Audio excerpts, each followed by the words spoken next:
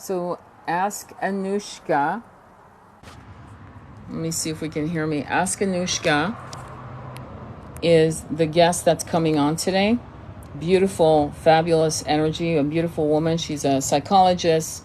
She's got a lot of followers on YouTube. She's got an amazing channel. And so Ask Anoushka is on YouTube, is on TikTok, excuse me, on TikTok. So you can look at her. She's a psychologist.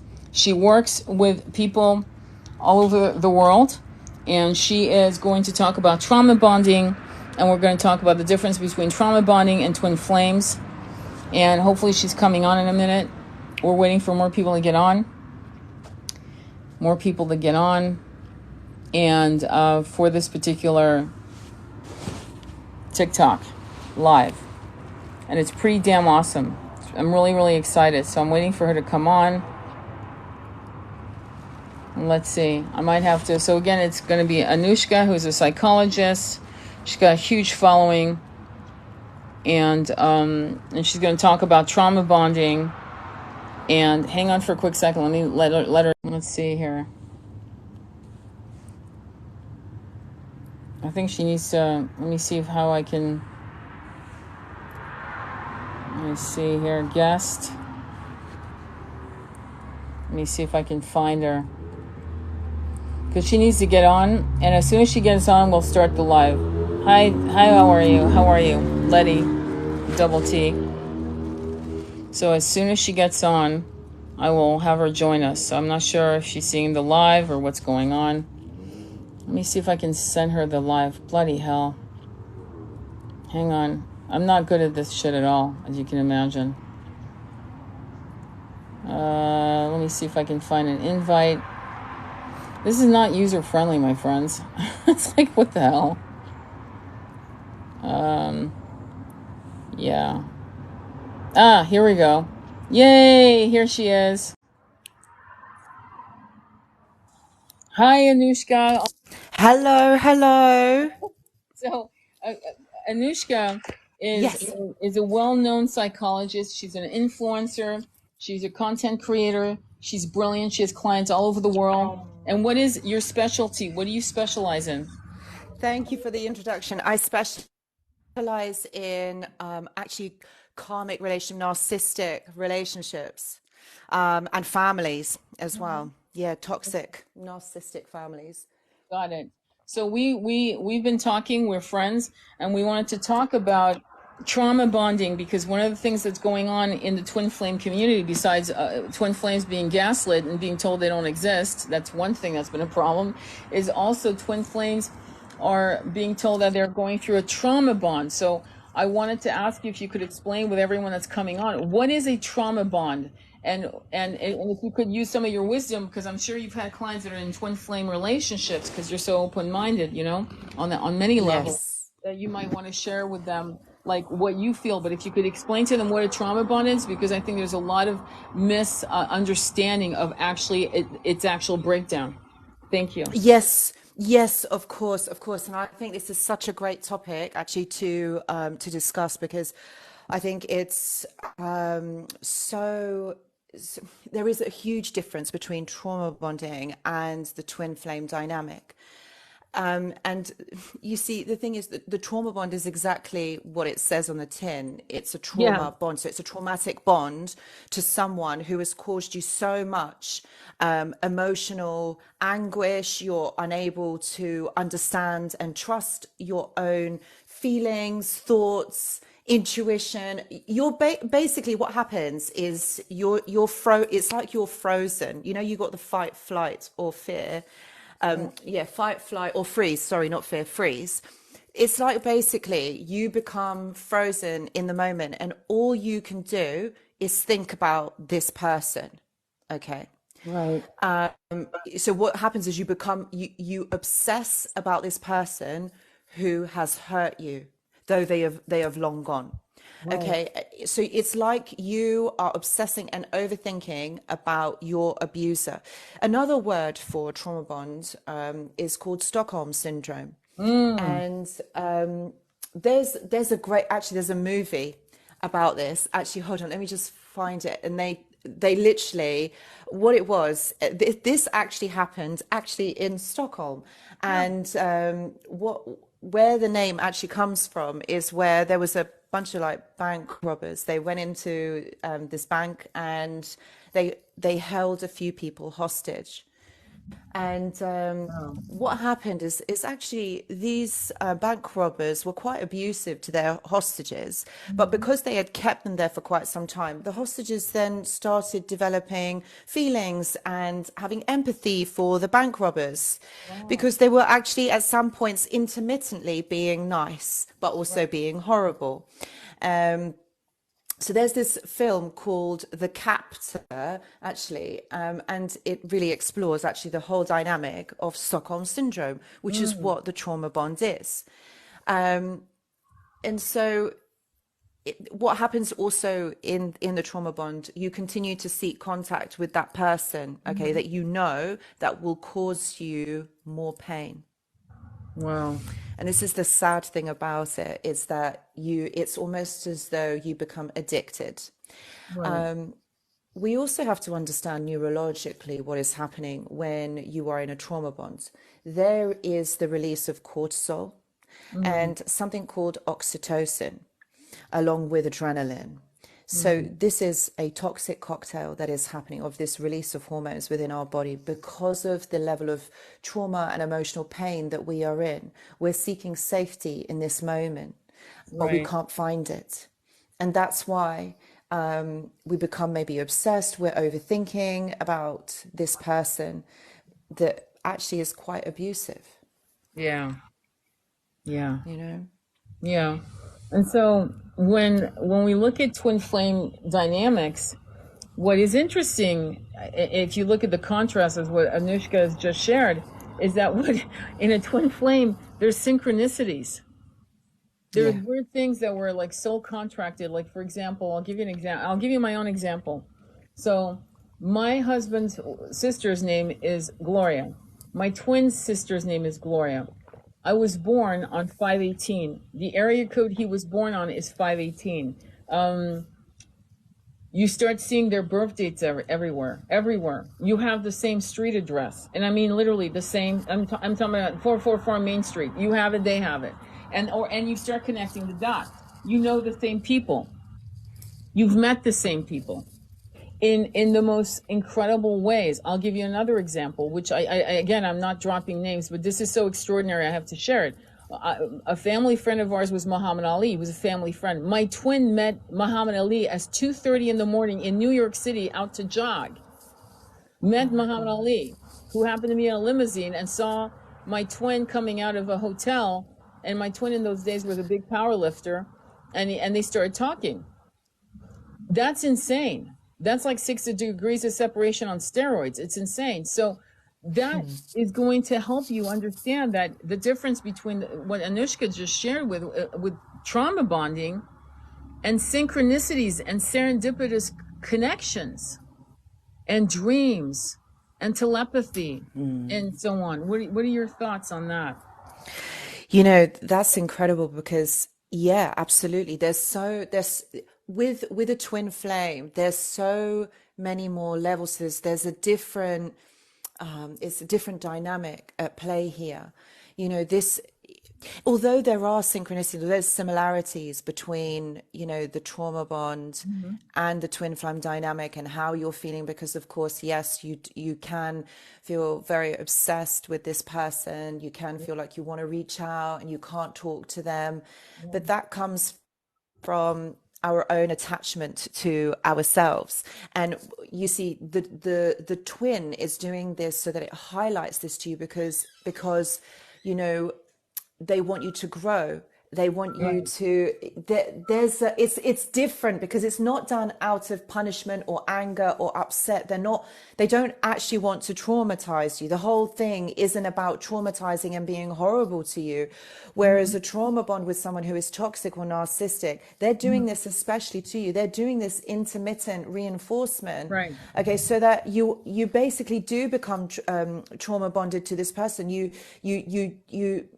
You don't want to leave. You just want to, you want them to be around you. You want to stay, you want to explain yourself, you're overthinking, but The Right. twin doesn't actually want to do that to you. It happens, it's kind of like it happens by mistake, but because Right. this is our human nature, we tend to do that because we think that, you know what, that we didn't get chosen, or we're not Right. good enough. But the thing is, once you overcome that, you can see this from a different perspective, that actually, you know what, this person isn't doing it to be malicious or they have a hidden agenda. It happens by accident, actually. Yeah, I agree. I agree. I think it does happen by accident. I think, though, sometimes I feel like because I've had people ask me, can twins be narcissistic? As if we walk on water, as if because we're twin flames and we embody Christ-like consciousness or Buddhist consciousness, as if, we're that evolved. And no, twin flames are going to incarnate into an egoic framework, right? Let's call the guy Joe, or Yeah. Jill. And Joe and Jill have setups with their parents that create, right, a narcissistic. Eventually, they'll come out either narcissistic or empathic, from what I've understood. Correct me if I'm wrong, Anoushka. No, And no, then, you're right. okay, so here comes this narc coming out of it, who happens to be your twin flame. Well, here's the catch. Guess what? One of your parents is a narc, also. And so your twin has taken on this incarnation to learn their own stuff, and then they become narcissistic, right? They become this person that doesn't know how to really surrender to what you're offering in this connection. They don't believe it, or they're pragmatic is a word a client used today. And then suddenly you're being triggered, and now suddenly your twin, who's a narc, could embody your narcissistic father or mother or both, and there comes the spiral of you gaslighting yourself and second guessing that this is a twin who happens to be narcissistic, who's there to also help you really get triggered to such a level that you destroy all these samskars, past life impressions from other incarnations where there was narcissistic abuse upon you, or maybe you were also the abuser, and you're here to actually clear all of these weird, toxic, dense, sticky things that have clung to you for incarnation. That this is your opportunity to do the right thing. What do you think? I mean, for yourself, Oh my God, you've explained that actually amazingly, but you're absolutely right.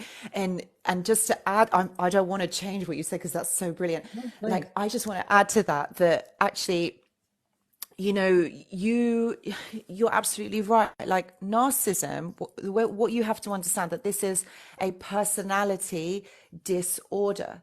The thing is, all of us have got a personality, but with narcissism, it's a disordered personality, which means it's a disordered ego. It's a dysfunctional, disordered ego that, this person has. And exactly like you're saying, one of our parents possibly would have had that. Remember, narcissism exists on a scale. Okay, so you've got the full-blown narcissists, who are, for example, psychopathic, sociopathic, maybe maybe even got a forensic background, and I'm talking like the intense, like full-blown narcissism. And then you've got the other end of the scale, where somebody has like similar traits, or there's little traits of it, not so much. And that is what has become disordered Yeah. over time. So it exists on a scale. So in between that scale, yes, maybe one or both of your parents are going to sit, but also your twin is going to show that, because exactly that, what they're doing is they're mirroring to you what you have experienced, but what also needs to be changed.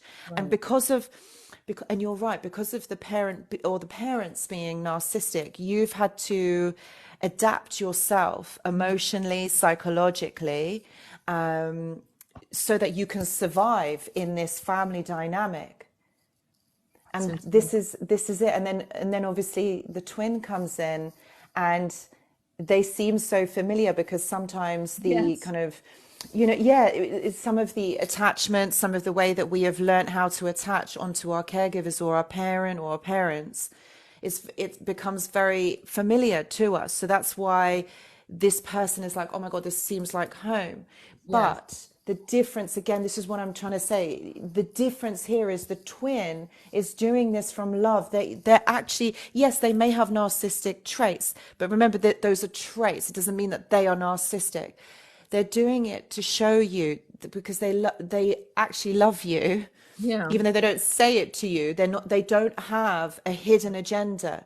A twin and a narcissist, two different kettle of fishes, or two Yeah. different beasts, if that's how you want to say it. Yeah. Not the same. One Yeah. is evil, one isn't. If that's to put Yeah. it in simplistic terms. That's true.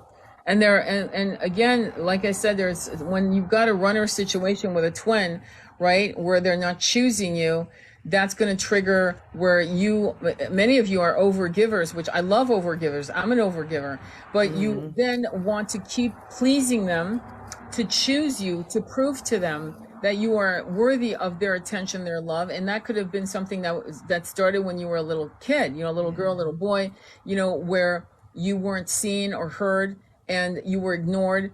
And so now your twin's pulling that shit on you. And here you go, recapitulating all of this past, like the reverberation of that. And so again, I'm telling you, once you work on this stuff, one or two things is going to happen. You will be in union with your twin and your twin will come back to you like freaking miraculously transformed. And what I'm seeing about twins who are narcissistic traits, or whatever you want to call it, and the way Anoushka is describing it so beautifully, is that they're going to get their asses handed back to them by the universe. I kid you not. Believe me. And what's going to happen, sadly, that happens. They're being ground, their ego is being ground to dust while you guys are in separation, while you're doing your inner child healing work and whatever else you need to heal. And boom, there comes your twin coming back with new eyes, with a new set of understanding and compassion for themselves and you. And suddenly the relationship transforms. It's extraordinary to watch. It is happening, but not to people who want to just go into the Ken and Barbie story with their twin. So anyway, I don't know. I went on a tangent. No, but it's good. It's good. It's a good tangent. It really explains a lot. So anybody have any questions for Anoushka? Because she's amazing. She is amazing. She is like a jewel. She's helped millions of people across the world with their narcissistic abusive situations. And again, follow her, ask Anoushka. She's amazing. You should check her out if you guys are dealing with anything at all on that level. Daddy, mommy. Now here's the thing about daddy, mommy, because my parents, I hate to say it, my dad was an what is it called? Somatic narcissist, and my mother became a I forgot what they're called, where they go within. They're Enablers? No, she was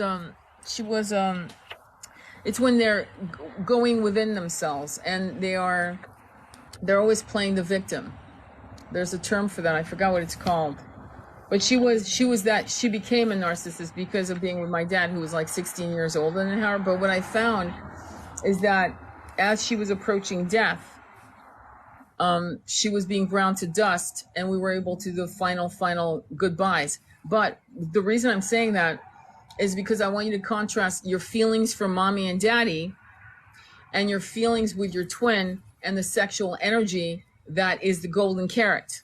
See, mommy and daddy, you're not going to pay attention. Well, you will. It'll hurt you, this and that. But boy, when it comes dangling with the golden carrot of sexual desire and feeling a home, that is your twin, okay? So suddenly now you're paying attention to things you may have like, I'll handle that later. I'll go to see my therapist later. We'll talk about mommy and daddy later. But the minute the twin comes in and literally wrecks your world, the world you knew as normal, that's when you start paying attention. And part of it is sexual desire.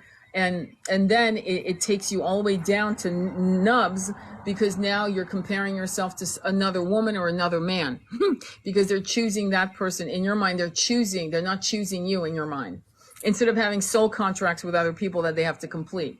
Does that make sense? Covert narc. Yeah, covert narc. Yeah, that was the term. Yeah. What did you want to say? Have you come across twin flames in your clients, when you work with your clients? Do you know, not a lot, but I have. Yeah. Yes, I Yeah. have. A lot don't recognize that they Yeah. are. But it is something. I'm quite relatively new to this, Tony, as you know. Like I'm quite new to the term twin flame, and obviously I have been researching it a lot, obviously, because of my own experiences. But it's funny because, one thing that I have realized is that Mm-hmm. a lot of people who, get into a narcissistic relationship, either their twin comes right before it or Mm-hmm. straight after. Ah. And that's an interesting phenomenon.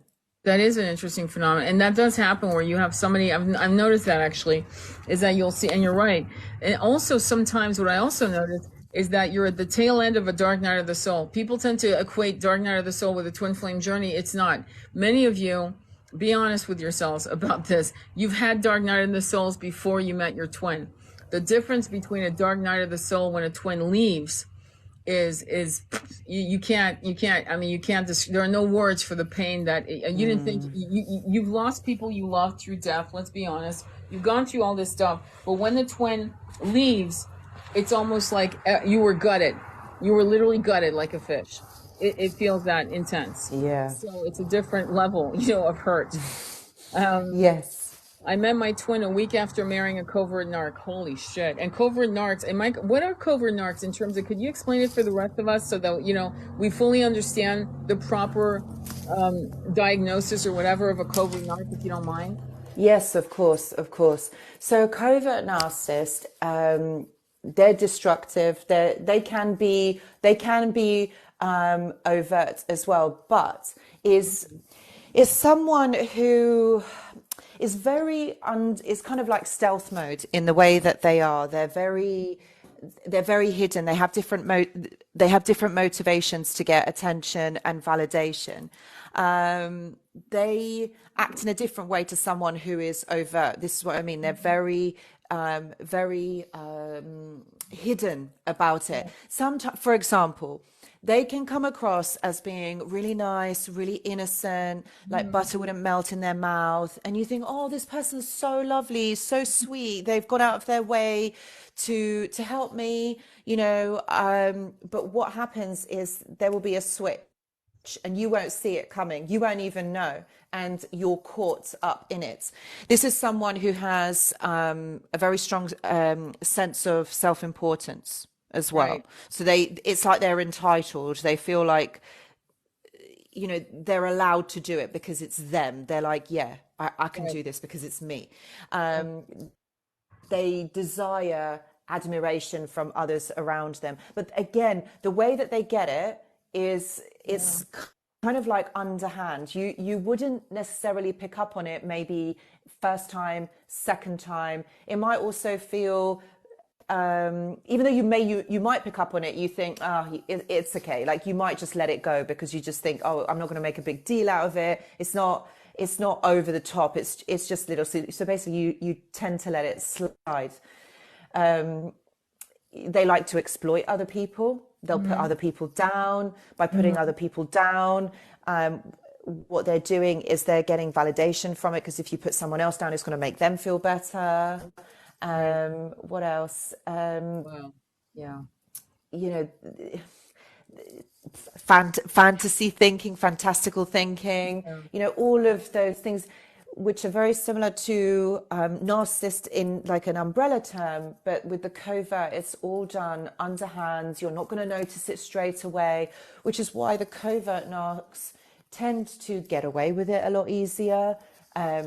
You tend to stay or put up with their behavior a lot more because it's not done over the top. It's very sly, like sly. You might get a sly comment. So you get like they might say, oh, that just does actually look nice on you. But when you turn around, like there's this lump, maybe your bum looks a bit bigger, and then you become self-conscious. You're like, maybe I won't wear that dress. Right. It's something like that. So it's like a double-edged sword. Like, okay, they said the dress looks nice, but then they're like, oh, your bum is too big, for example, it's that kind of stuff, you just think, oh, okay. So it causes you to second guess yourself. Right. It does. And so what happens when you guys are going through an awakening, right? And by the way, we have a lot of narcissistic kind of energy in our collective cultures. And I'll explain what I mean. And if you feel free to disagree, Anoushka, I just want to make sure, but this is my impression. It's my personal, humble impression. And the reason I'm saying that is because when children are growing up and we're indoctrinating them into not believing that they have these skill sets of seeing auras, being able to see auras. This is particularly happening to kids born in the 21st century. So they can see auras. They have what many would call imaginary friends, meaning guides that they can see and talk to. And they have telepathic, powers. And they can walk into a room and the teacher is not saying anything, but your child will go, yeah, they're mean. And the teacher hasn't said anything, but they can hear, they can feel the vibration. And we as, in our society will actually collectively punish our children because we don't want them to be rude or not to fit in or whatever. So it's a form of narcissism. It's a form of gaslighting. What do you think of that? Because I feel that that's happening a lot to our beautiful gifted children. Do you know what? It's such a shame. And I completely agree with you that this is happening. And it's gaslighting the child. It's shutting them down to not believe their perception of reality. Because that's what gaslighting is. You're changing someone's perception of reality. So the parent probably is unaware that they are actually gaslighting their child. But again, it's the parent as well. You've got to understand that they are not awoke, like they're not awake. How can they bring up a gifted child, for example, or like a crystal child or a rainbow child? How can they bring this child up? When you see all these things, when you see the orbs, you see all the auras, as a child, you don't understand what's going on or what that is. You think everybody sees that, and I can really relate to that. That really resonates with me. I was one of those children. I was really gifted. I did see auras. I did see orbs. I did see spirits as well. And my father was harsh on me, and he didn't understand that part of me, and so he also used to say, "Oh, stop it," or "Oh, just be quiet," So you kind of shut that child down, or you shut that down because your parents are not encouraging it. So you think that, oh, is there actually, the child does actually think, oh, is there something wrong with me? Yes. Because maybe nobody at school, is seeing that or feeling that, And so you kind of feel, oh, I don't want to be the odd one out. So you kind of want to fit in, especially as a child. You want to feel belong. You want to feel part of something. Yeah. So you tend to go with the crowd. You'd go and with everybody, what everyone else is doing. And the parents not being able to support that because they're not awake. That is a real shame. It is such a shame. And that's when those abilities or those gifts get shut down. Yeah, exactly. And it starts really simply. And so one of the things that I'm going to share with you, my son was, when he was 3 years old, diagnosed with autism, and it turns out he's Asperger's. But in those days, in 2003, no one knew anything about autism the way we finally evolved. And a lot of them are crystal kids and indigo kids coming in. Crystal kids have a higher vibration in terms of they come in with incredible gifts. In fact, there was a client of mine who talked to me about how she had a couple of her nonverbal autistic kids that were telepathic. So we're so cut off with the diagnoses. But anyway, my point to this is that because he was diagnosed, the one thing I wanted him to do is understand his feelings with people and not gaslight himself. So I would have him ask directions. I'm not kidding. I mean, I knew he'd never understand the direction. That wasn't the point. But we'd be in a mall or a store or whatever. I go ask this person for change, or go ask this person. Of course, I'd be right there, And I would ask them, how does your stomach feel? How does your heart feel? I feel bad. Really? Tell me more. And so he was able to articulate how he felt using metaphoric language. It felt like the sun, or it felt very heavy, or it felt scary, or it felt like the ocean. And then we go and ask, what does that ocean look like? Is it dark, gray, whatever? So what I'm inviting you guys who have children and grandchildren to actually help them understand how to feel. It's not about respecting elders. It's not about, because I see a lot of kids going, oh, go to Uncle Billy and hug him, and the kid doesn't want to do it, and then they're forced to do it, which means, again, they're being gaslit on what they're feeling. And so I feel like part of the conversation we need to have on a collective basis is to honor these amazing starseeds. Many of you are starseeds, by the way, but to honor this new, comment on dit, group of starseeds who have incarnated, and to honor and protect these basic rights of, I'm going to, for the purpose of this, we'll say gifts and skill sets, because they are the hope of this planet. We really need them to actually trust how they feel, so they can be divinely guided, intuitively guided, to help the new earth come into and birthing the new earth. So it's like more than that. Now, how does that relate to twin flames and narcissism? Everything, because even our society has, let's be honest, some of the things that we're hearing on the news today, some of the news commentators, they are definitely gaslighting us. I mean, you gotta, you can't right now look at the news and not feel like you're being, you know, Yeah, you're yeah, right. yeah, it's like real. No, that's not what you're saying. No, that's what I just thought. No, you didn't see that. It's like, please, come on. It's like insane.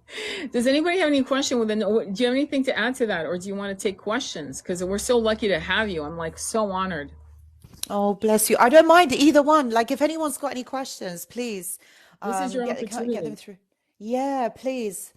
Yeah, ask Um, very ask away. much. Yeah. So there's a comment, very much so all schools should teach protective behaviors where feelings and respect is priority. Yeah, it should be, but I don't know about protective behaviors. I wouldn't say that. Here's why, because protective to me feels like you're protecting something. And I don't mean that. I mean, we need to advocate for our children. We need to like let them know what your feeling is. Why are you feeling? Explain it to me, like, so I understand how you're feeling, so I can walk beside you, right? So I can understand, so we can help you articulate these feelings, especially with children. Because many of us have been, it sounds to me from the comments I'm seeing, many of us have had narcissistic parents, right? So we might also have automatic pilot behaviors ourselves as parents that might be narcissistic behaviors, though we're not narcissistic.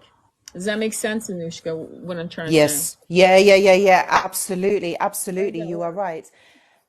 You know, and you're 100% spot on. I was just thinking that actually, you know, as a society, but also the way that we are taught to parent children, or how young or you know, people who are in the kind of like the childbearing age, how they are taught Mhm. to actually not never once are you even taught or told to recognize your child's emotions.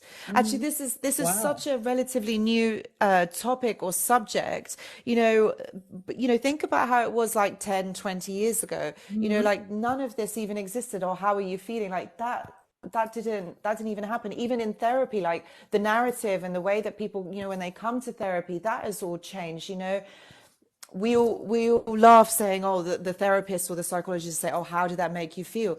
But you Right. know, that's something that you're not actually ever asked, like, how are you actually feeling? No one asks you nowadays, oh, hi, Mhm. like, hi, you okay? Yeah. You know, no one says, how are you actually feeling? And there's, you know, it's rude to say, well, actually, I'm not feeling great. You know, I've got a bit of a It's like, headache, I couldn't really get out of bed. You know, everyone's like, yeah. yeah, I'm doing good, yeah, I'm okay, when you're really not. So, Yeah. you know, even now in society, it's even encouraged, like it's the thing, you know, it's a trend. You don't really say how you are actually feeling. Yeah. And think about that, like, what, so we're gaslighting others, we're gaslighting Yeah. ourselves, like, yeah, we're doing okay, we're fine, oh, we'll just get over it. Yeah. And also just wanted to add to that, you know, also males, for example, and I think this is really sad because Mhm. I've got a lot of male clients Mhm. who, you know, they always say that all I've ever been taught as a child is that, oh, you know, you'll get over it, pull your big girl pants up, you know, like just Yeah. get on with it. You know, Yeah. so they're gaslighted because you've got to be a man, you've got to be able to, you Yeah. know, you've got to be able to withstand this, or you can't let anything get to you. So that's a big thing as well, with men hiding how they truly feel. And then, you know, if this is our adults, this is our adulthood. Think about our children. They're learning from us. They're learning. They're watching us all the Yeah. time. You know, so it's like, no, you just, you know, push your feelings down. It's okay. Like, I'm okay. Everything's okay. We're all good. Yep, absolutely fine. When really inside, we're not encouraged to actually talk about it. And no one nowadays even has the patience to listen. Yeah, for the And most that's part, I agree. sad. And thank you for bringing that up on the masculine. And the masculines are committing suicides to levels that I've never seen. Oh, I did, and Jen can attest to it. Jen's on this live right now, and she's a moderator. And God bless you, Jen. But again, I was doing lives every day for the whole summer. I was doing a live, just popping on, and every other day we would have a person coming on, a twin flame, saying my twin flame, usually masculine, the masculine committed suicide. And I was like, I just couldn't believe the levels. And these were people in their 30s or 40s, right? And so again, it's because we are gaslighting. In the feminine sector, we will want alpha males, right? That's what we're attracted to. If you read any of the romance books, it's an alpha male. I mean, look at fucking 50 Shades of Grey. What the hell? Okay, what was that all yeah. about? I mean, Oh, do whatever you want, but if you want to read a really good book on that whole thing, Marquis de Sade is the master. He invented that shit, okay, on paper. But but if you're gonna do it right, go big or go home, right? Read those books. But that was like, it was a mind fuck, because that was suddenly Cinderella wanted to get her ass kicked and loving it. There's all kinds of weird things in our society that has been harming us in our collective. So we want an alpha male, and then we start not understanding the kind of alpha male. And a true alpha male, correcting me if I'm wrong, but this is again my humble opinion, is a man who can cry. And you as the feminine has to give him sacred space to cry, because there's just so much any human being, remember we've been men and women before, there's just so much a human being can take. There's a point where a man has to cry, especially those coming out of these wars. So we as the feminine, I did a video on that, by the way, on what we used to do as high priestesses, which I think Anoushka was one of these high priestesses, by the way, is that we would, high priestess temples, the men who were coming out of wars would go to this temple, and the first thing that these women did was to care for the wounds, stitch them up, heal their broken bones. Then after that, they would go take walks in the nature, because nature is a healing force, and talk and have these emotional talks so the man could cry. And then they would go right into, I said we, because I also have a memory of that. And then we would make love to them. Okay, that was the last thing we did, is we'd make love to them. And we'd make love to them well and often. And then we would send them back to their people, their villages, their homes, their wives, to be honest, their women. And there was an honoring of the cheers of the masculine. And it was somehow, I don't know when the hell we lost this idea that men, grown, fabulous, alpha male or whatever males, can't cry. And women, I hate to say, I'm going to call us out. Some of us in the feminine collective shame those men. And we need to readdress that and be fair to them. And that's also a form of gaslighting, when you shame somebody for crying, in my opinion. What are your thoughts on that? yeah. You are absolutely right. You are absolutely right. And doing this work for years now. I mean, I've had a lot of male clients that have come through. And I've got to say that, us women, and I'm generalizing here, I'm not saying you in particular, but we think that men are so tough and that they can handle anything. Yeah, they are. They are. But you know what? They are humans just like us. They actually have emotions. They do feel deeply. In particular, I spoke to my twin about this, and he said to me, men love unconditionally. And they do. Most do. That's And I'm true. not talking about the narcissistic one. I'm not talking about the toxic ones. Yeah. Most men love unconditionally, and us women love conditionally. And you know what?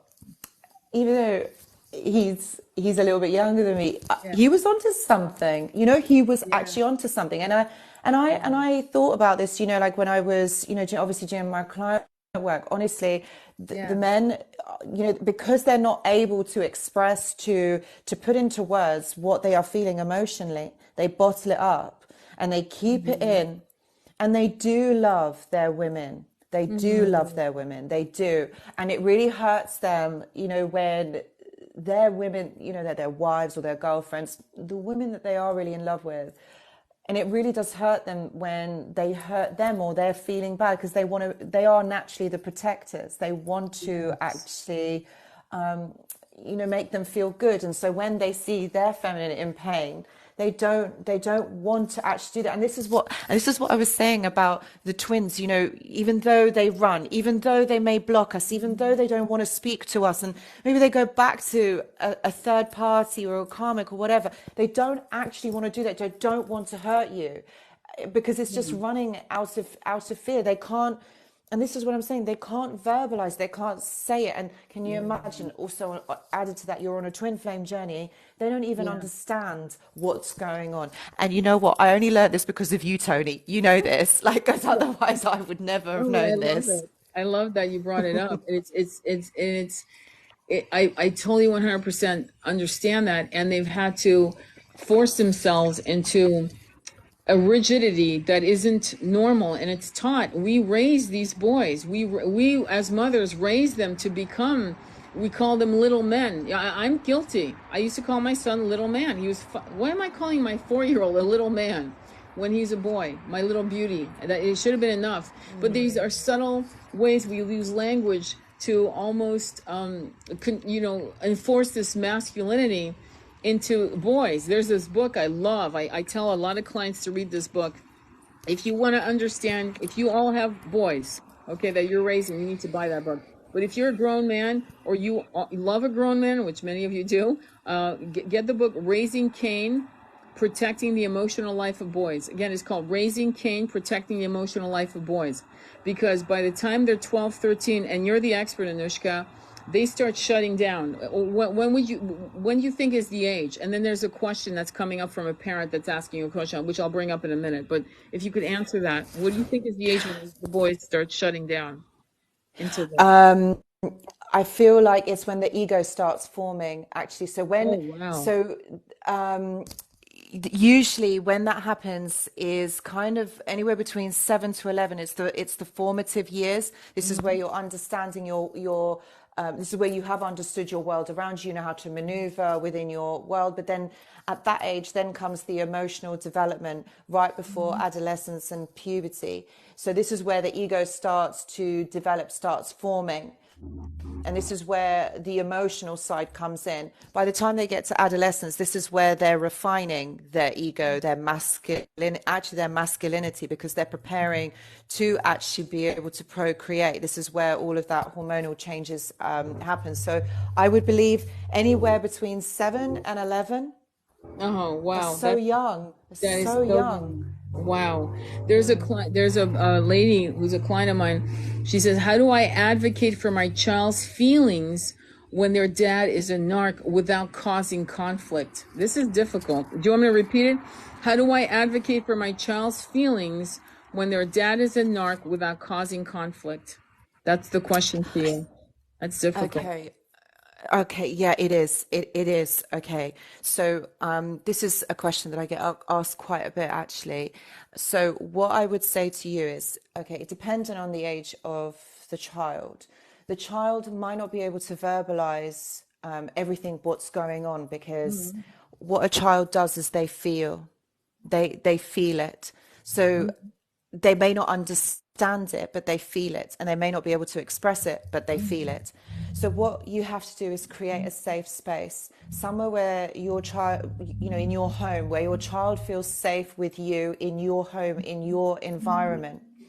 So what happens is, because a lot of the parents who have got narcissistic, they have to co-parent with a narcissist. They're like, well, my child, if for example, if it's a male, they say that, my ex-wife or my ex-girlfriend, she's got the child, and I'm really scared that my daughter or my son, the child, won't actually want to come and see me because they are saying all these things.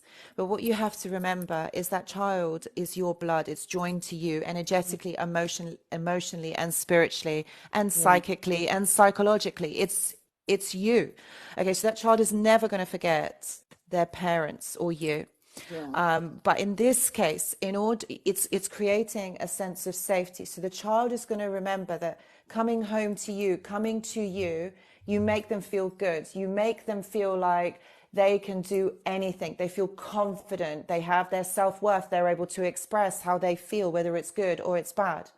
When they go over to the narcissistic parent is going to be strict. It's going to be telling them what to do, telling them what to think. Now, Right. if you can imagine, a child is going to think, oh, this is a bit horrible, actually. I can't be myself. Like, oh, I don't like it here. They may get all the gifts, and their parent might shower them with gifts, and that's Yeah. another way to entice the child. Or they may say horrible things about the other parent to make the child feel like the other parent is awful. But it doesn't work, because what happens is the child knows that even though they get a brand new toy, I don't know, every week they go to the other parent, Right. it's great, but they haven't got that parent's attention and love. So the Yes. child feels that. A toy you can't feel. You feel great for about 10 minutes, but then it's bored playing. You get bored playing with Lego. When you're playing on a computer game or with Barbies or whatever the game is, the puzzle, at some point that ends. And then you want, what's the next bit? But Exactly. when you have your parents' attention, your parents' love, you feel whole within yourself. It's a feeling from inside. And Hmm. although the child can't verbalize that at that age or whatever age they are, it's very difficult. But they'll feel it. So they'll be naturally drawn to you rather than the narcissistic parent. I hope that makes sense. Totally makes sense. It's brilliant. You're absolutely brilliant. And I feel like that's exactly what people need to understand, is that if you're competing with items, you're trying to like assuage your child with a toy or something, or if you give them emotional content and emotional space. I love that. With my son, because we were poor, just so I don't know if you guys know that, but we were poor. Why? Because I was homeschooling my son. There was a single income. And so I would take him out on long walks. And so long ago, I realized that walking loosens the tongue. I don't know what it is about walking and children. Puppets loosen the tongue. I would actually, when he was 7, even, I would talk in a puppet's voice with a puppet. And my son was able to tell me things he would never say to me face to face, though we were definitely face to face, except now the puppet was the conduit. And then when he got through the puppet game, right, which he was able to tell, the talking and the walking, hiking up in the mountains, and he would start letting go of all these emotional things that he had held pent up. And that ultimately, now he's a 23-year-old, he tells me today, you guys made me feel loved. In other words, like, we didn't have money, we were poor, but I knew we were loved. And so it wasn't so much all the toys. Don't get me wrong, I spoiled them. I did, unfortunately. But what did happen was that there was a lot of more time and listening and letting them express and help them learn how to articulate. And so teaching, in my opinion, teaching kids, because my kid was autistic at the time, teaching him metaphoric language so that he could express himself in multiple ways rather than just a linear way, if that makes sense to you guys, was the gift. And so what Anoushka is saying to you, Nikki, on your question, is your son, your children are going to feel so home and so healed and so safe. And when they go to the narc parent's house, it's going to be game on. I got to keep my shit together so I can be safe. And I'm just going to walk on eggshells. And then whenever they get home to you, the contrast can't be, kids aren't stupid. They'll understand. And eventually when they're 15, 16, they will articulate it to their father by giving them the bird. I'm being intense, but at some point, what happens with teenagers, right, is once they see the imbalance of parenting, and if you generate advocacy for their spiritual understanding of who they are and their worthiness and that their voice is worthy, I hate to say, but the parent that is a narc will have health to pay. The kids aren't going to want to deal with them, to be honest. I think that's a no-brainer. But I think the way Anoushka is much more elegant, the way you expressed it. No, you do as well. No, because you add to it, which is good. You give like examples, which really helps, and it's true. For some of you, you may be, in court trying to battle it out, but at the end of the day, you're the one that's always going to win. You're always going to win because the heart always wins. The child is always going to be drawn to you because the child feels safe, or it feels comfortable in your presence. And that's it. That, you know, that is it. It's feeling. Again, it's the heart, it's the feeling, it's the emotion. It's not logic, it's Yeah, feeling. exactly.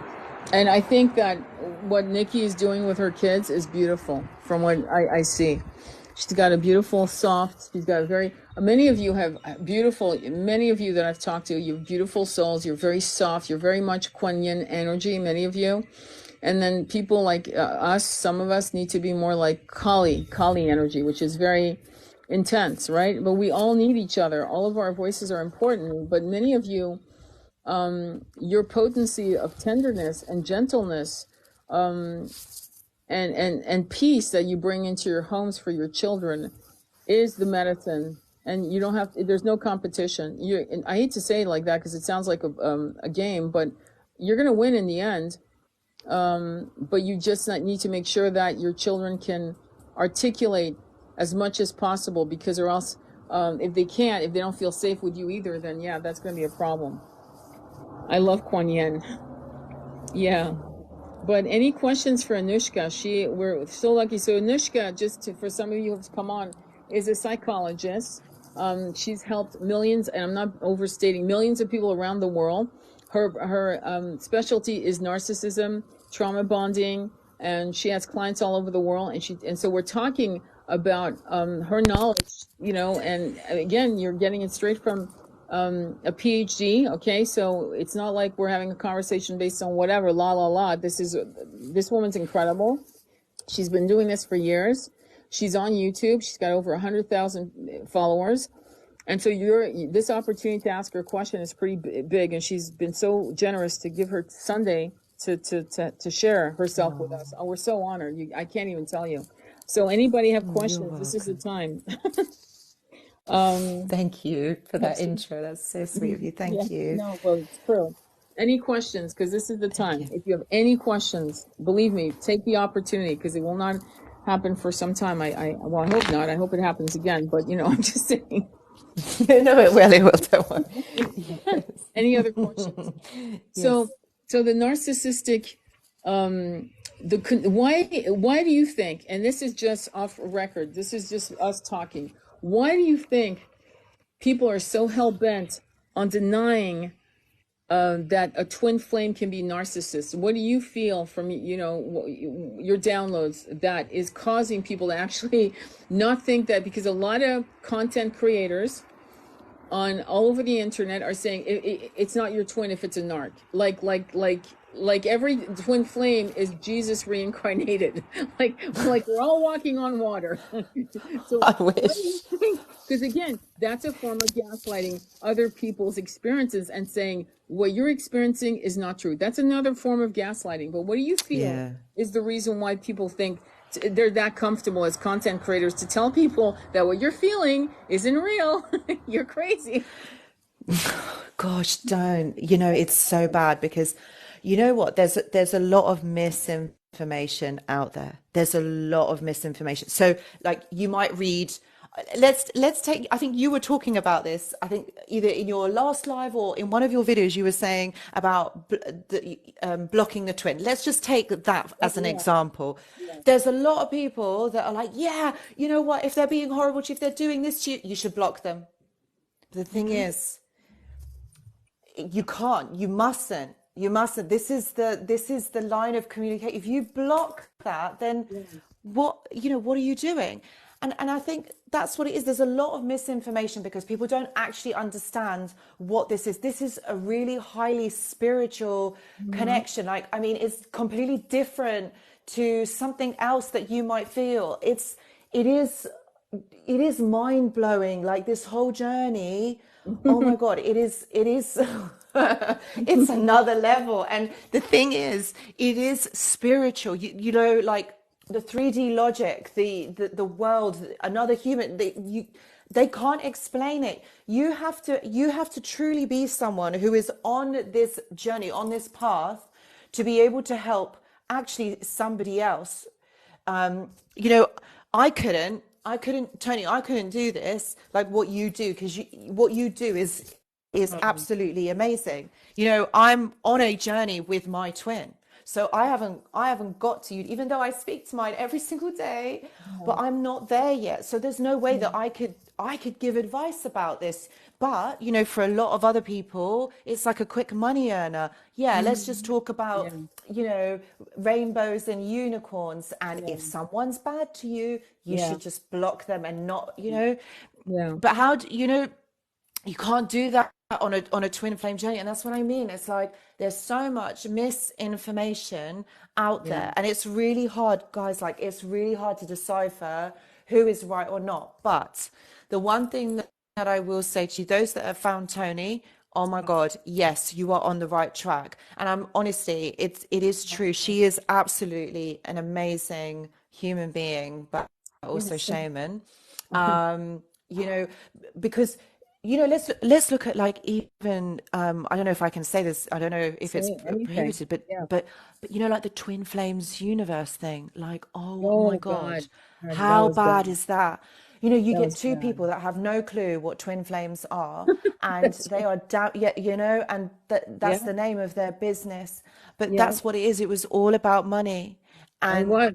It's still, they're still they making money off this people's. is so Yeah. bad. And I Yeah. did come across them when I was researching about this. And I Yeah. thought, oh, maybe that's what it, but something was not right. And Hmm. that's what I'm saying. You have to use your discernment, but you have to trust your intuition. If Yes. something is not feeling right, if something's feeling a bit weird or something, like, take a step back and really Yes. think about it. Don't just rush into something to believe, because there's a lot of people out there that right now in this day and age are trying to make money and trying to become very rich of somebody who is in a really confused or traumatized state. People will make Yes. money off you.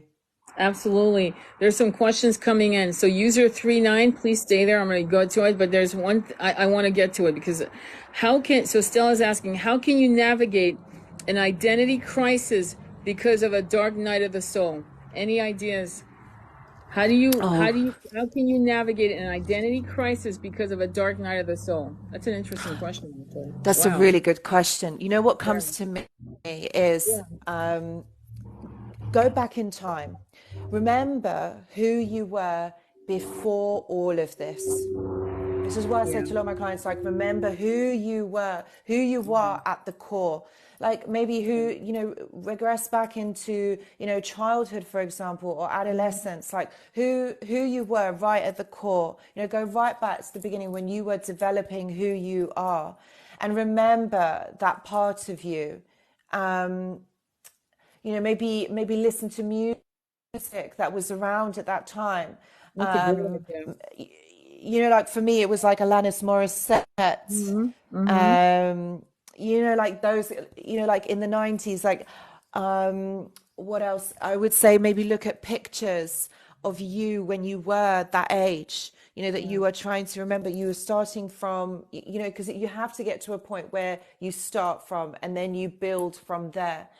And I Right. think that when for a lot of us, there has been points in our life that have been happy and that we do remember.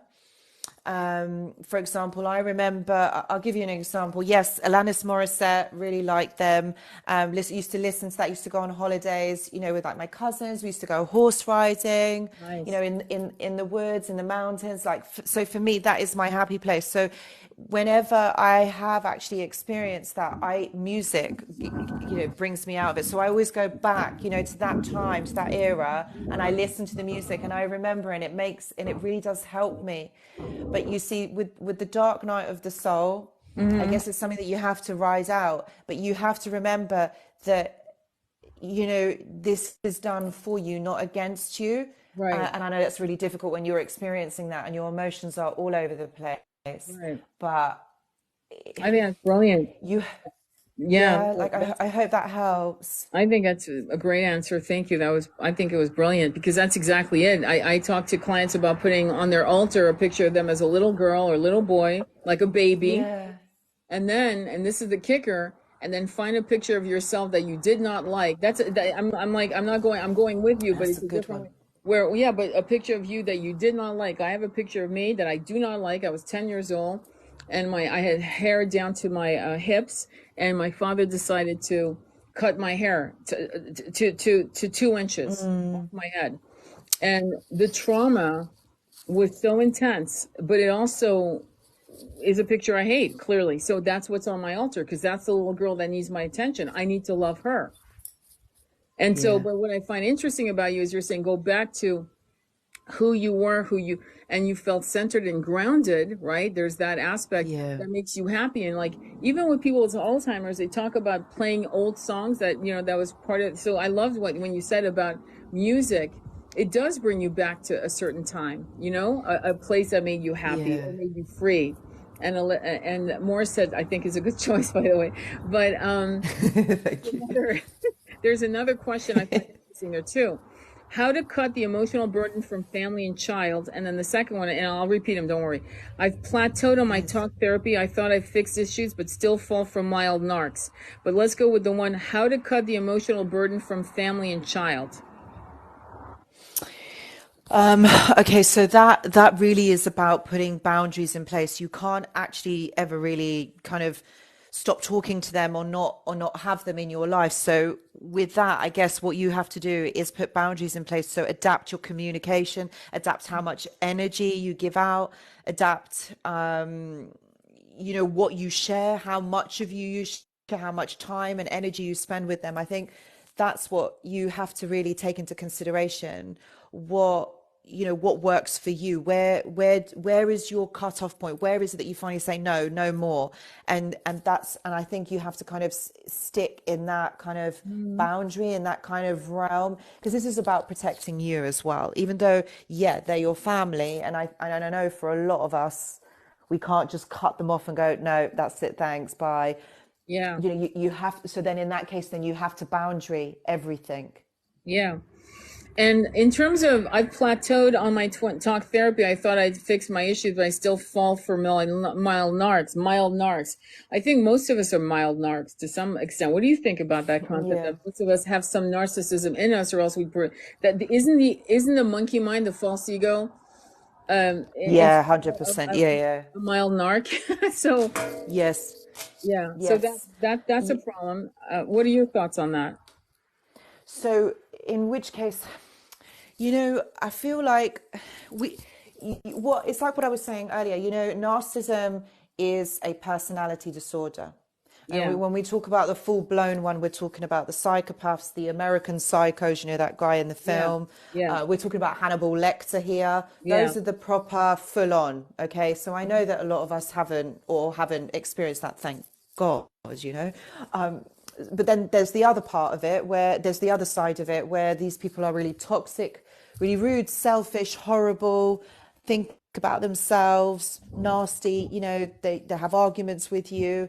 And again, with that, again, is all about boundaries. You've got to protect yourself, use your intuition, connect back into your intuition, because Right. ultimately your gut is never going to let you down. Your intuition is never going to let you down. And that's really that's really about embodiment, learning to trust Right. yourself, your emotions. And when something feels wrong, step away from it. No matter how charming they are, how nice they are, if it doesn't feel right, you need to just Exactly. step away from that, because honestly, there's so many mild narcs out there, and society nowadays encourages that behavior. Yeah. So there's a lot more that are coming out, to the surface, and where we might not notice straight away, right at the beginning, of this interaction, which is normal. Like, you're not going to know if someone's a narcissist straight away.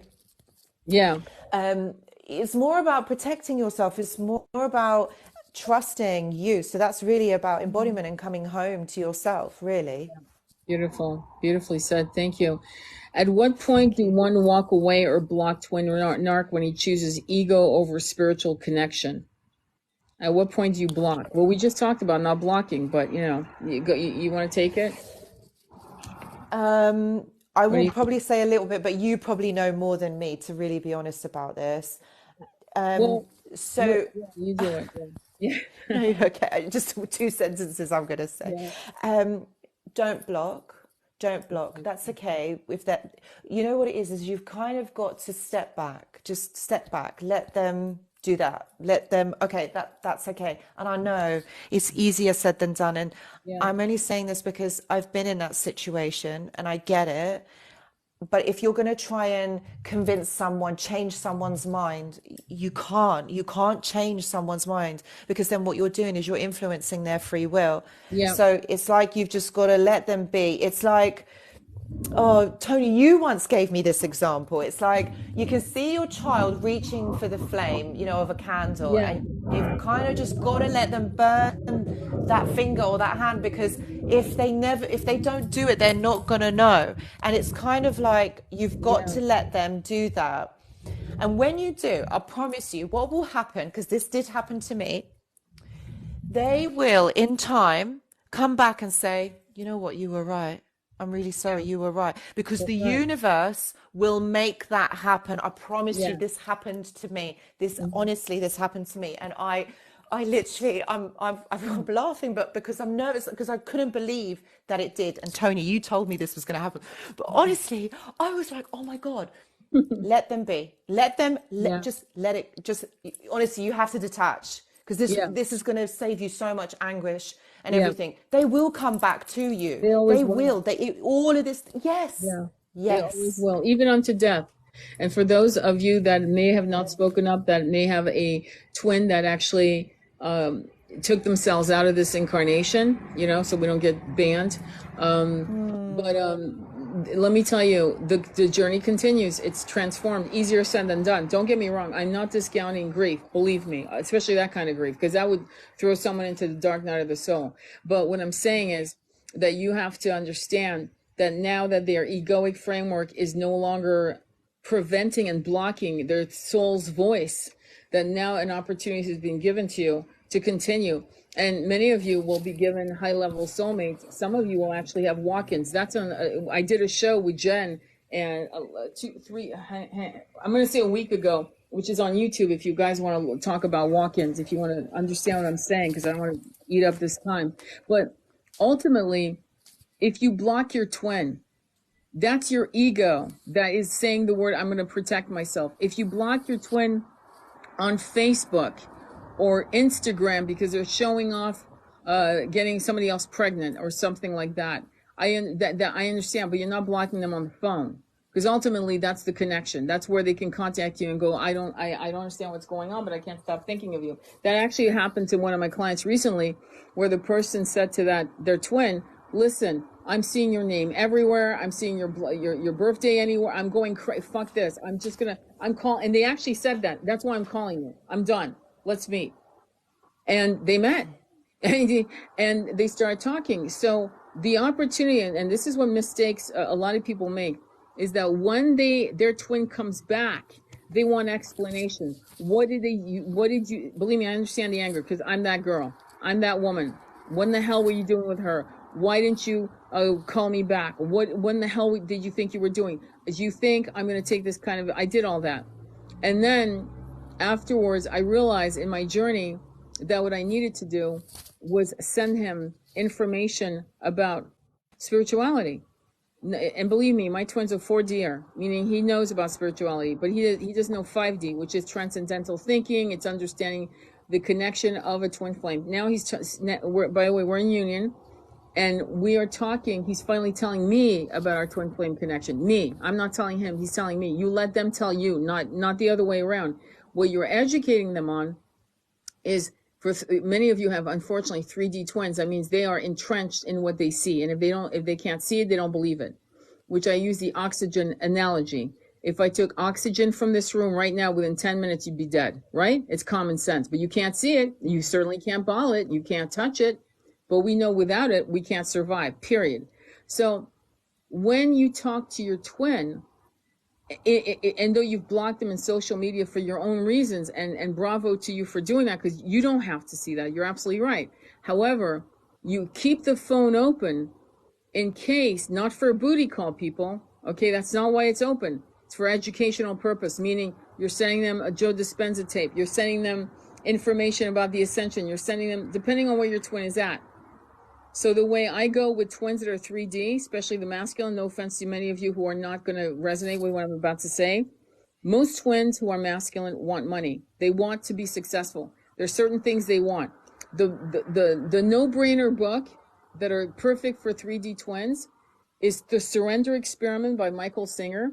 And I'll repeat it, The Surrender Experiment by Michael Singer. Because all he did in the whole, he talks about it.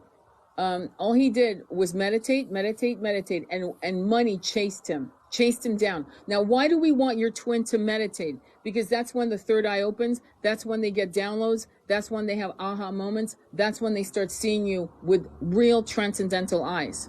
That's why. But you got to go through the back door. Do you understand? I hope I make sense. And the second book, or first book, however you want to see it, is Becoming Supernatural with Dr. Joe Dispenza. Those are my 2 books I give my twins who are dealing with 3D twins. Okay? I kind of hope that helps, if that makes sense. Any questions? Let me see. He blocked me on WhatsApp. I blocked him on Instagram. Yeah, that's not cool because he blocked you in the that's not cool at all. Yes, mine is a 3D twin, but our telepathy is so different. We are in union. I understand that. I just did this. I sent him a Snapchat about our mission 30 minutes ago. Whoa. So I have him blocked on, yes, sorry, I had read that. What was the first book? It cut out. It's called The Surrender Experiment by Michael Singer. The Surrender Experiment by Michael Singer. My twin is chasing the money. Yeah, that's why you give him that book. You want to win? That's what I tell a lot of my clients. First, as a woman, you got to go, you want to win? And no guy's going to, no, I want to lose. No, most people, I want to win. Okay, read this book. Well, why? Well, because he became a millionaire and he wasn't chasing the money. It chased him. There was an energy. He did something energetically that made the money chase him. The man's a billionaire, by the way, Michael Singer. So it's a memoir, but it's a memoir on the monkey mind. I swear to God, that's what he talks about, the monkey mind, and him wanting to meditate to control the monkey mind, and how he fell into billions of, he's a billionaire. And that book, for most 3D twins, you know, the masculine energy, whether it's in a female gender or male gender, whatever, it doesn't matter.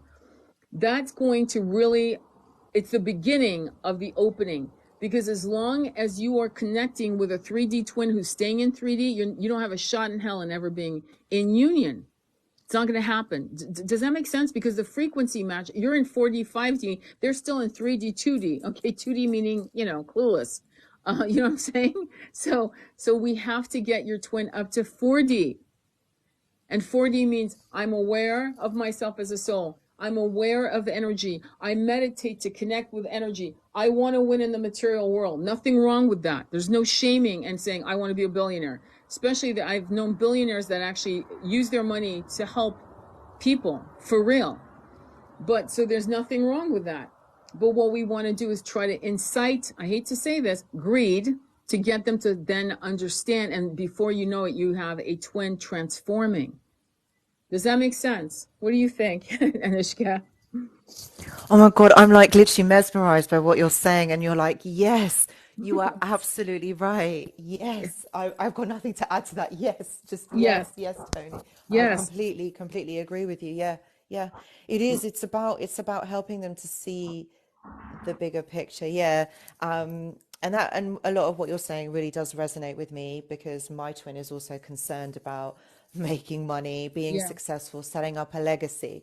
But I always say to him, you know, money is energy. It's an energetic currency. Yeah. So if you're thinking differently, if you're thinking you're enough, and you know, you're visualizing and really feeling wholesome, because it's all about energetic exchange. It's all about vibrational frequency. If you're on that, it will come to you. Money is actually easy to get. Money is easy money. Yeah, that's how you got to think. It's I agree. It is money. And it is a frequency. So, avoidant attachment. Michelle and Zella are talking about avoidant attachment, but the avoidant attachment is actually connecting for you, because they're avoiding attaching with you, and that's triggering the shit out of you as the little girl that's not being picked. So that's the healing that has to happen. That's when you become transcendental. And the minute your twin starts shutting you down, you don't lose your shit. You're not that little girl pounding on the door of their heart going, Daddy, Daddy, please see me, or Mommy, Mommy, please see me and pick me. Instead, you've become so transcendental in burning through the pain within yourself. Again, the other book to get is The Untethered Soul by same guy, Michael Singer. The Untethered Soul by Michael Singer, because that shows you the difference, you being a witness to your egoic triggers versus your soul's wisdom. And it's understanding the separation. And eventually, I'm not saying pain's going away, okay? When people come to me for a reading and I know they're in pain, I go, I hope you understand this reading is not going to take the pain away. This is going to help you become transcendental.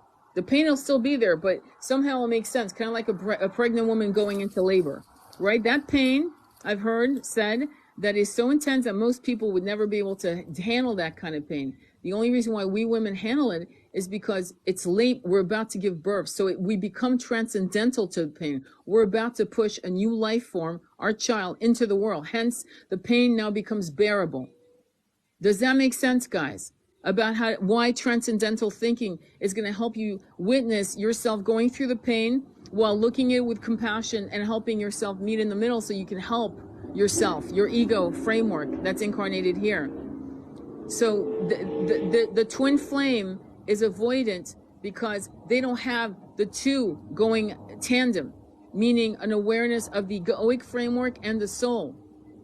All they have is the egoic framework. But if you could express and share with us your knowledge as to what it means in real paper, in real time, in 3D, what avoidant personality really, if you could break it down for us, if you don't mind. Yes, of course. So when someone is avoidant, they basically don't want to feel because everything becomes really overwhelming for them. And again, it's a form of protection. It's a form of putting those barriers up because they just don't want to feel. And I know that I have read that a lot of twins have or are avoidant, but again, it's like, and I know that triggers us. Mm-hmm. Because exactly what you were saying, Tony, it does trigger us, and we're thinking, oh my God, like they're not picking us, it's not us. But one thing that you've got to remember is that you are actually being picked. They're always going to come back to you. They're always going to choose you. And so it's kind of like it gives you this time for you to be able to heal that part where you didn't feel chosen, where maybe one or both of your parents didn't see you. It's, the avoidant it's a protection. They're being avoidant because they don't want to feel. They've experienced some sort of trauma in their life. And in order to not feel or to not be triggered or to not be overwhelmed, because they haven't dealt with their triggers and their overwhelm because it's too painful. And so what they do is it's almost like they kind of detach or desensitize, and that's why they become avoidant. Again, it's not being done to you because they don't like you or they're not interested in you. They're doing it because that's how they cope with things. That's how they understand things. So, I know that I've been reading in the comments that a lot of your twins maybe have blocked you or they're not talking to you. But it's not because they don't want to. It's because they're feeling something that they've never felt before. And this is all your words. This is your work, Tony, because this is how you've explained it to me. They don't know how to cope with this situation. Yeah. So being avoidant, being detached, helps them to cope in something that they feel out of their depth and very confused about. Yeah, that's right. That's why the movie Chérie, I'm sorry, I'm going to do a spoiler alert because this is for educational purposes. Okay, if you want to see the movie Chérie with Michelle Pfeiffer, watch it. But the movie Chérie, I would give to, there's certain clients I usually give it to but I'm going to give it to all of you because here, watch the movie because it's about a twin flame journey. And in the movie, at the end, he can't deal with him denying his twin.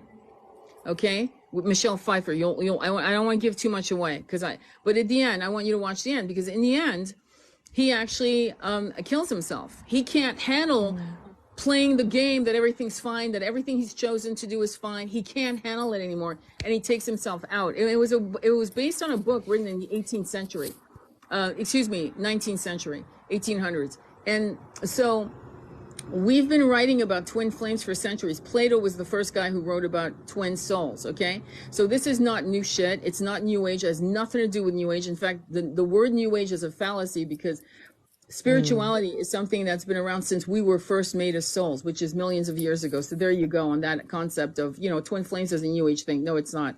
But also, and I go on tangents, guys, so just bear with me.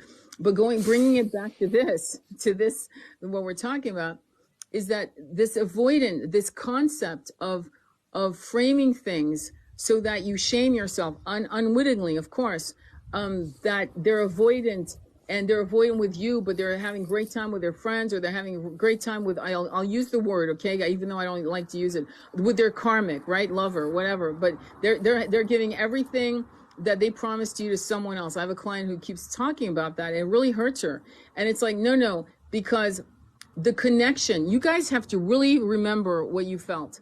The connection with your twin is so off the charts, especially when you become lovers. That bonds, that root chakra is like an earthquake just hit it. I'm going to say even more. A nuclear bomb just boom, cracked open the root chakra, or is beginning the fissure, the cracks are happening, and it freaks himself out and then they'll try, especially the masculine, no offense to any of the masculines out there, okay, but the broken masculine will go out and start having sex with other girls just to see if it's a one-off with you as a twin, and then they'll come back to you and try it again. I'm being real here because I get too many clients, anyway, and then they have to avoid it.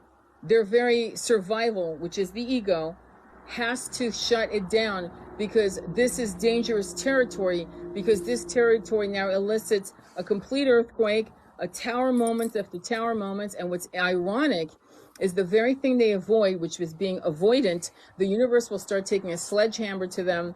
It'll start with a car accident, losing a job, whatever, and then it starts getting strong. And twin flame, the masculine, the broken masculine, or the feminine, will actually gaslight themselves and go, oh, it's just, I'm having a run of bad luck this year. No, but then the second year, and it gets worse and worse until they finally realize they literally are broken down. Their ego is ground to dust, and suddenly they rise out of the ashes with a new consciousness, because it's now less ego, more soul speaking, right? More of the soul is taking control.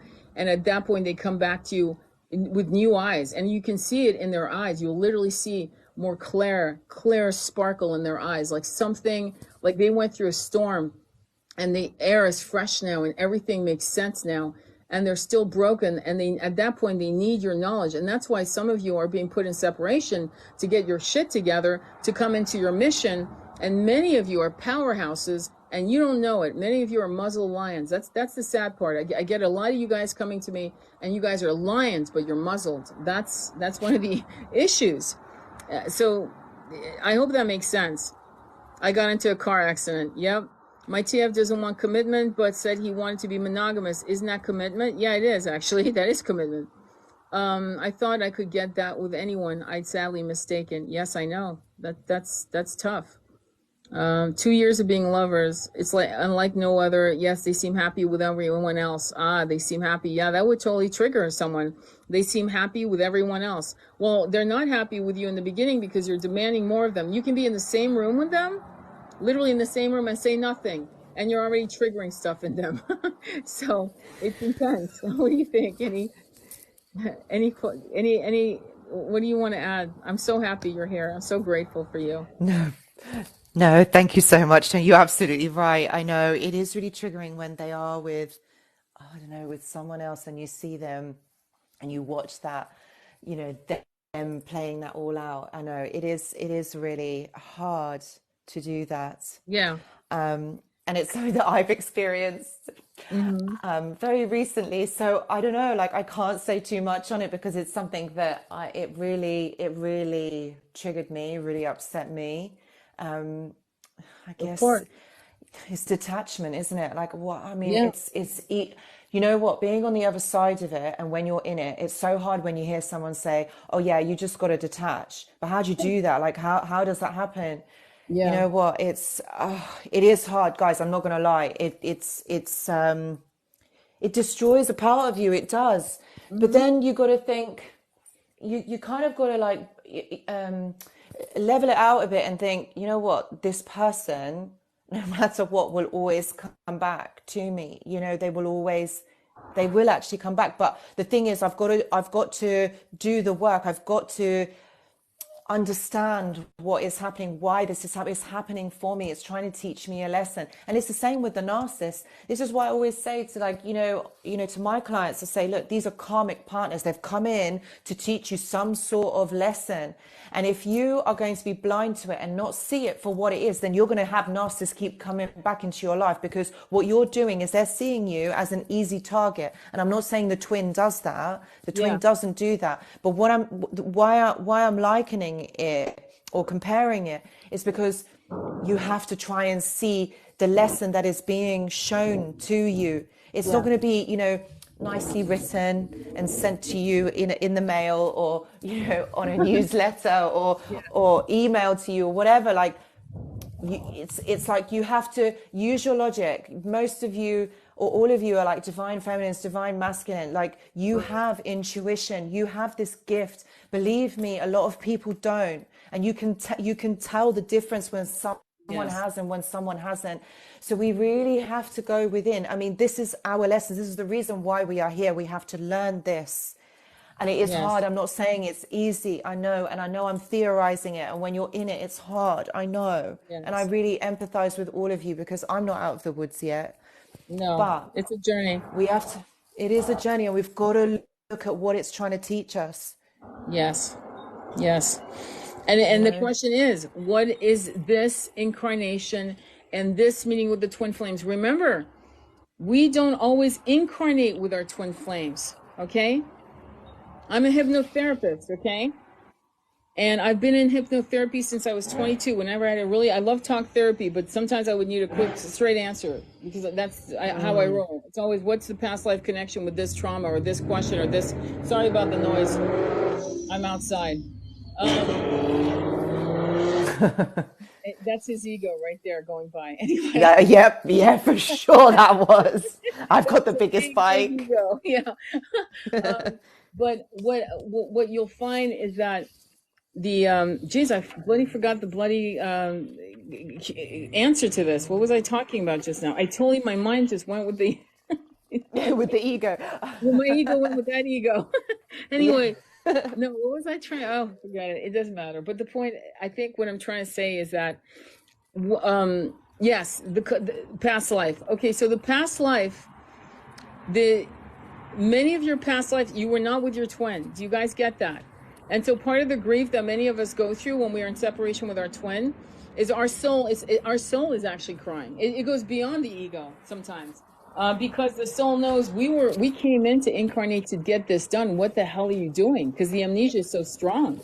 Where are you going, my friend? Where are you going? And that's something that's really deeply, deeply soul wrenching, because your soul knows how many incarnations you've had with your twin. And so whenever you physically incarnate, there's activation, right? You've had multiple activations from your twin, by the way. That's another lie. You've been activated throughout your incarnations, okay, by different things, okay? But when your twin incarnates you, there'll be disparities of age, race, culture, language, all kinds of things, okay? And you'll go, why? I understand. Why does it have to be difficult, right? Why does it, if it's a twin flame, it should be easy. No, folks. No, that's not a twin flame journey. That's a twin ray journey. Twin ray. And many twin rays have an easier time of it. But then again, when you look at Yeshua and Mary of Magdalene, you can't say that was an easy journey. What was easy for them was that to recognize each other, and there was no bullshit. They just loved each other, walked beside each other, and then you had a lot of the 12 apostles very jealous of their connection, right? And also when it was time to write some truths, she was not mentioned as an equal to his, as a partner. And this is known. This is theologists like Elaine Pagel talks about. She has a PhD in theology. She's written the book, The Gnostic Gospels, and you can look her up. She used to teach, I don't know if she still does, but when I last saw her, she was teaching in Princeton. Okay, so this is known when I'm saying about Yeshua and Mary Magdalene. But those would have been twin rays, is my point. Twin flames, which is your journey, is an absolute three-ring circus. I'm not joking, for all of us, okay? You're not alone, okay? You're not alone in this.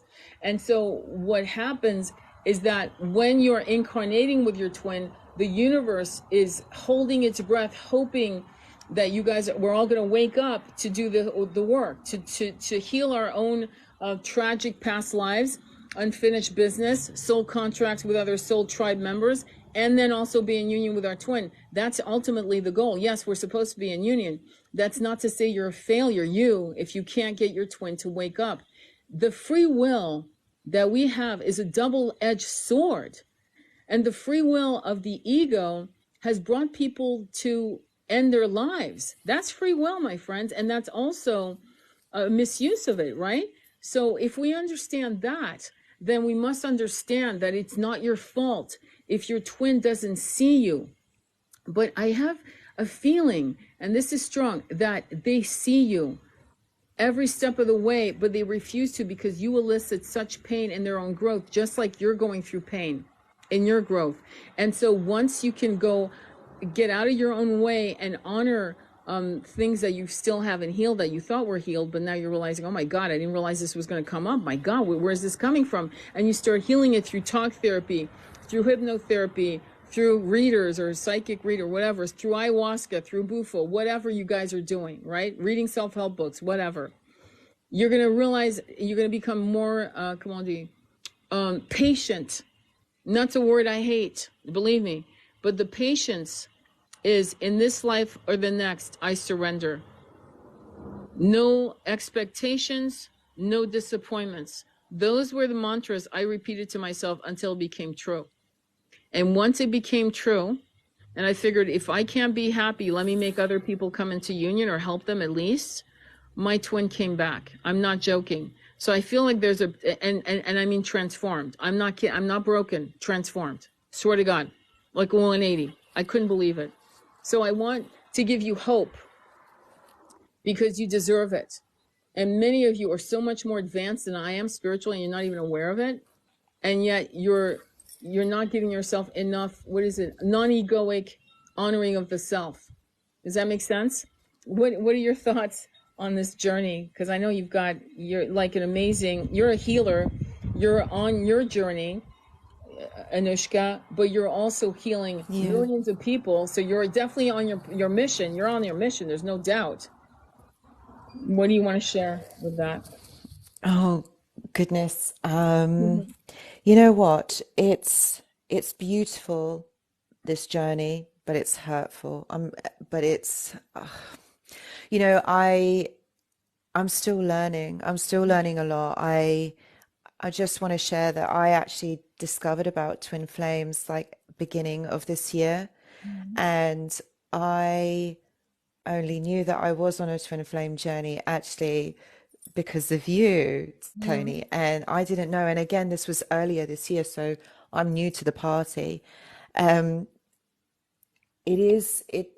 Do you know, but I tell you something, one thing I will share, it has healed me a hell of a lot. Yes, I am a psychologist. Yes, I understand. I can tell you all the theories. I can logically explain everything to you, but that's fine because emotions can't actually be explained logically. You have to feel them. So yes, I have had narcissists in my life. I was in a relationship with one too, and my twin came in after. Which is why I then was drawn to this work to help. I actually, do you know, when I first started my psychology degree, I was more drawn to like neuropsychology, but also parapsychology as well. So for me, it was all very clinical, neuroscience. And then came in obviously the narcissist. And I thought to myself, well, look, all I've got is my voice and my knowledge and my experience. I want to help people. That's what I wanted to do. I really just wanted to help people. And then I realized that there is a spiritual element to narcissism. And so I really incorporated that. But I still, at that point, I didn't know anything about twin flames. I didn't even know I was a divine feminine. Yeah. Oh, you're definitely feminine, but you were there before. No, you are definitely. Oh, I didn't know. Yeah. Thank you. No, I didn't know anything about it. So in comes my twin, completely sweeps me off my feet. I never felt like this before ever. And then you know, I went into the dark night of the soul, didn't understand any of this, but because of all of this, and I'm still on the journey, guys, like I'm not in union with my twin. I speak every day with him. But we're not in union. And I realize so much, but honestly, Tony, I've got to say, and this is not an advert, guys, honestly, this is from my heart to you, Tony. Like, if I didn't find you on TikTok, if I didn't know, if I didn't trust my intuition, there is no way that I really would have been able to understand this journey. I understand that it can be beautiful, but it's also challenging. It does have its challenges, but it's a beautiful space to be able to learn about myself and actually come home to me, and be able to understand all of these things that maybe I didn't get, or we don't understand our triggers. But this is where it comes with love. So then we do open up our hearts. We do understand. We learn to love ourselves, and I think that is what is the important message of this journey. Your twin is with you always. So don't think just because they're with someone else or whatever. It honestly, they don't stop thinking about you. They don't forget about you. You can't. Yes, they can't. Like, we can't about them. They can't about us. We are drawn together. We're magnetic. We're magnets. So I know that they don't. And but then also think of it like this is your space to go like, right, okay, what is it that I need to heal? What is your, because you are actually special. You're different from the rest. You're divine. That's what I mean. It's like there's a lot of people that put you on pedestals or really what's the word, look up to you, and that's where you have to do this for yourself. You have to teach others, even if it's your children, even if it's your neighbor. You people are looking to you because your energy is different from the lay people. And that's the message that I want to give, is that please do this for you, do this for yourselves, you know, because once you do it once, you're not going to have to keep doing it over and over again. You are worth it. You are seen, and you are chosen. Believe that. Yeah, that's right. It's beautiful. Thank you, Anoushka. Well, Anoushka, you're amazing. I could go on for hours, but you know why? I'll tell you why. Because I want to make sure I can upload that to my YouTube channel. And then I think what I'm going to do is download it and put it on WeTransfer so I can send it to you so you can have it, Yes, as a file for your own, because this was absolutely... Thank you. I'm in tears of gratitude to you, because you've been able to know, because there's something about many of us spiritualists do not have bachelor's, master's, or PhDs. We don't.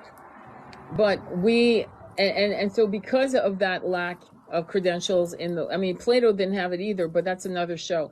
But you've worked your ass off to study what you help millions of people in their healing. And so that is a cachet. And it's very beautiful of you to share your incredible wisdom and your hard work, your sweat and tears in saving people's lives, because people who have been narcissistically abused will also commit suicide. So add that to the concept of the twin flames and that. Yeah, it's a big deal. But Anoushka is on YouTube, by the way. Is it under, let people know how to reach you, please, if you don't mind. And Jen, do you mind? Yes, yeah. It's Ask Anoushka, ASK Anoushka, ANOUSHK. Yeah, Ask Anoushka. It's the same as the TikTok account. Okay, so it's Ask Anoushka. So I'm going to put it on. So this Ask Anoushka is, and she's got the most beautiful videos. Anoushka. Oh, thank you. Anoushka. Ask Anoushka. So I just typed it in, and follow her now. Go ahead and click on her so you can follow, because you have a profile link, right, on your TikTok so people can follow you? Yes, that's right. Thank you, yes. And then I will upload this today. And what is your YouTube tag? My YouTube tag is Sacred Intimacy Tarot. I made it simple, stupid on YouTube. I didn't get sexy on that. I didn't change it. Sacred Intimacy Tarot. And I'm starting to post a lot of the lives, so you guys can look at the walk-in one that we had. We also had one with Nick Cage, the stunt double, where we talked about being aware and awake with what's happening on the planet. And then with Anoushka, you got to really hear some incredible, real facts beautifully intertwined like a DNA strand, right? It's almost like we're awakening junk DNA by just listening to you, Anoushka. I'm not kidding. Oh, bless you. Thank you. Parts of my, Oh, my thank you. dead brain has been awakened. Does anybody have last questions? Because this is it, my friends. I felt how we free unmuzzle lion. I'm sure I have an earth chattering and deafening roar. I want to hear it. Energy work, my friend. Energy work. Energy work. It's meditation. It's meditation, and the more you get downloads, and I talked about it in walk-ins, the with Jen and Beth. On the walk-ins, we talked about discerning between malevolent people, you know, like weird energy of not light beings, dark forces coming in, and light beings. I just did a reading this morning where I had to talk to this person, and I said, how do you feel when you get these things coming in? And she said, bad. I go, well, there's your answer. That's it. You don't need to discern it, dissect it. So what was beautiful with Anoushka sharing her incredible knowledge is that you got to hear somebody who is going through it, but also has training to back the difference between trauma bonding and so forth. We're going to upload it on Sacred Intimacy Tarot on YouTube, so you can watch the whole thing. I highly suggest you do it. And if you're so inclined to share this particular video, this particular live, because it was pretty damn incredible. Anything else, Anoushka, you want to share? And any other questions for Anoushka before we wrap it up? Anything at all? Thank you so much. Yeah. Thank you so much, all of you, for being here. And I really hope that this information has helped. But honestly, there is a massive difference between a narcissist and a twin flame. Honestly, you will know. And this is what I'm saying. Use your intuition. You will know. A narcissist will be, you know, even a narcissist, when they look at you with that blank, cold stare, okay, compared to a twin where you can see galaxies in their eyes and it feels like home, like they are your person. It feels just amazing. You guys know what I mean.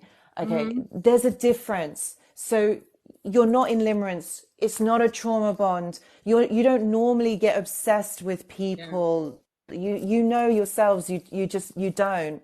Okay, so when this does happen, when you start overthinking, when you start really being narcissistic, that's bonding traumatically to this person because they've given you breadcrumbs. But when you're also overthinking, you're trying to work out in 3D logic this connection that you have with this person, but you're not going to be able to because 3D and twin flames don't fit into the same sentence. So it's not a trauma bond. Is you're looking for explanation in the 3D when you really look to your hearts. Then that's what I'm saying. Connect back to yourselves, connect to your hearts, because that is what is going to give you the answers. And you're right, Tony, it is about meditation. It's about calming that down. And I know a lot of us do get triggered and we are in that state of confusion. Yes. Guys, I know I get there as well. And God, the last thing I want to do is meditate. You know, I'm so upset. I'm so confused, you know, but that's what I'm saying. Don't let your ego get the better of you. You know what you need to do. And that's what I mean. That's where you grow resilience. That's where you get that inner strength. And that is what is important. Become the goddess that you are, or the God that you are already. You've got to come back to that. You've got to center yourself in that, because that is really truly who you are. Amen to that. You're not like the rest of them. Yeah, exactly. And that's exactly it. That's exactly it. And so it's going to feel like you're around muggles, you know, from Harry Potter, muggles. Yes, that's perfectly. Right? Yes, it's muggle. Yes, you're different. Yeah. You have to accept it. You're different. Exactly. You're not the same. Yes. Yeah.